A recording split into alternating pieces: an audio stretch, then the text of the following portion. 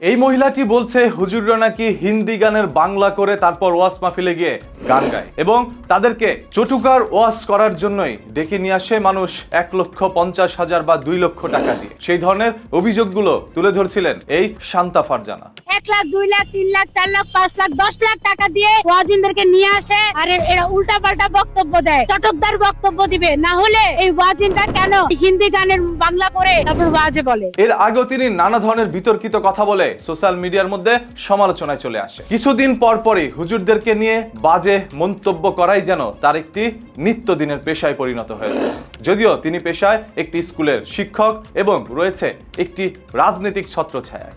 সেখানে বসেই তিনি হুজুরদের বিরুদ্ধে নানা ধরনের বাজে মন্তব্য করে যাচ্ছে। আজ হুজুরদের ওয়াজ নিয়ে, আগামীকাল হুজুরদের বিয়ে নিয়ে, এর পরবর্তীতে তাদের দাড়ি টুপি নিয়ে, যেন হুজুরদের মুখোশ উন্মোচন করাই তার মূলত কাজ। তবে সেই মুখোশ উন্মোচন করতে গিয়ে যখন নিজের মুখোশ খুলে যায় তখন বিষয়টা কেমন হয়? একটি রাজনৈতিক মহল থেকে যখন দেখছিল আমি এই রাজনীতি করে কখনোই পারবো না সফল হতে, তখন কোথায় হাত দিলে সোশ্যাল মিডিয়ার মধ্যে তিনি ভাইরাল হতে পারবে। আর সোশ্যাল মিডিয়ার মধ্যে ভাইরাল হলেই তিনি নেতা থেকে শুরু করে নায়ক নায়িকা, গায়ক গায়িকা সবকিছু হয় সম্ভব। এই জিনিসটি যখন তিনি তার আয়ত্তের মধ্যে নিয়ে নিল তখন সর্বপ্রথম তার মাথায় আসলো হুজুরদেরকে খোঁচা দিলেই সোশ্যাল মিডিয়ায় ভাইরাল হওয়া যায়। এই জন্য খুঁজে খুঁজে সেই সকল হুজুরদের বিরুদ্ধে কথা বলে যারা সোশ্যাল মিডিয়ার মধ্যে বর্তমান সময় সব থেকে বেশি ভাইরাল। এর পরবর্তীতে সেই হুজুরদেরকে টার্গেট করে এই মহিলাটি এখন সোশ্যাল মিডিয়ার মধ্যে রাতারাতি ট্রেন্ডিং এ চলে আসে এবং যখন সাংবাদিক নামক কিছু সংখ্যক মানুষ দেখলো উনি কথা বললেই সেটা ভাইরাল হয়ে যাচ্ছে, তখন সেই সকল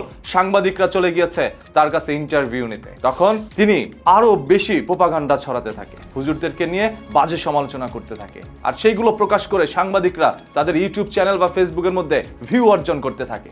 তাদের দেখা দেখি আরো অন্যান্য সাংবাদিকরা চলে যায় তার ইন্টারভিউ নেওয়ার জন্য। এইভাবেই ভাইরাল হয়ে গিয়েছে এই শান্তা ফারজানা। শান্তা ফারজানার আজকের এই বক্তব্যটি শোনার পর আপনাদের কাছে কি মনে হচ্ছে?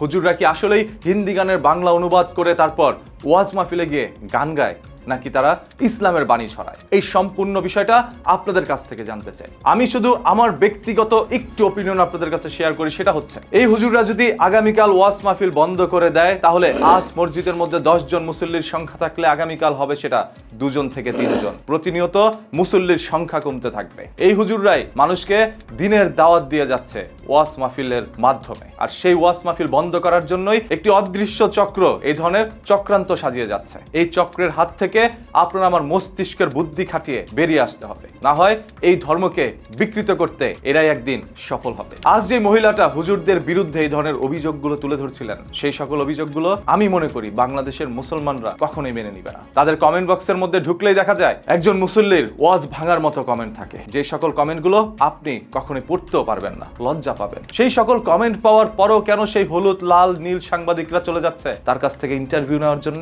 মানে সোশ্যাল মিডিয়ার মধ্যে নেগেটিভিটি যে ছড়াচ্ছে তার ইন্টারভিউ নেওয়ার জন্য এক ঝাঁক হলুদ সাংবাদিক ওইখানে চলে যায়। এরা যখন থেকে যাওয়া বন্ধ করবে এরাও সোশ্যাল মিডিয়ায় বেশি দিন বেঁচে থাকতে পারবে না। আজ অনেকেই বলতে পারেন আপনি কেন তাকে নিয়ে কথা বললেন? আমি যদি এইভাবে কথা না বলতাম হয়তো আপনাদের মস্তিষ্ক কতটুকু জ্ঞান ঢুকতো না। তাই আপনাদেরকে ছোট্ট করে জানিয়ে দিলাম, যারা এইভাবে হুজুরদের বিরুদ্ধে নানা ধরনের মিথ্যা অভিযোগ তুলে ধরে তাদের কাছ থেকে ইন্টারভিউ নিতে যাবেন না। এতে করে তারা আরো মজা পায় এবং ইসলাম বা হুজুরদেরকে নিয়ে বিকৃত মন্তব্য করে। আবারও বলছি, এটা আমার ব্যক্তিগত কিছু মতামত আপনাদের কাছে শেয়ার করেছি। এরপরও এই যে শান্তা ফারজানা যেই ধরনের অভিযোগগুলো তুলে ধরেছেন হুজুরদের বিরুদ্ধে, এগুলো কি আসলে সত্য? যদি তাই হয়ে থাকে কমেন্ট করে জানাবেন। আর যদি সেই তথ্যগুলো মিথ্যা হয়ে থাকে তাহলে ভিডিওটা শেয়ার করে দিবেন যাতে করে মানুষ সত্য জানতে পারে।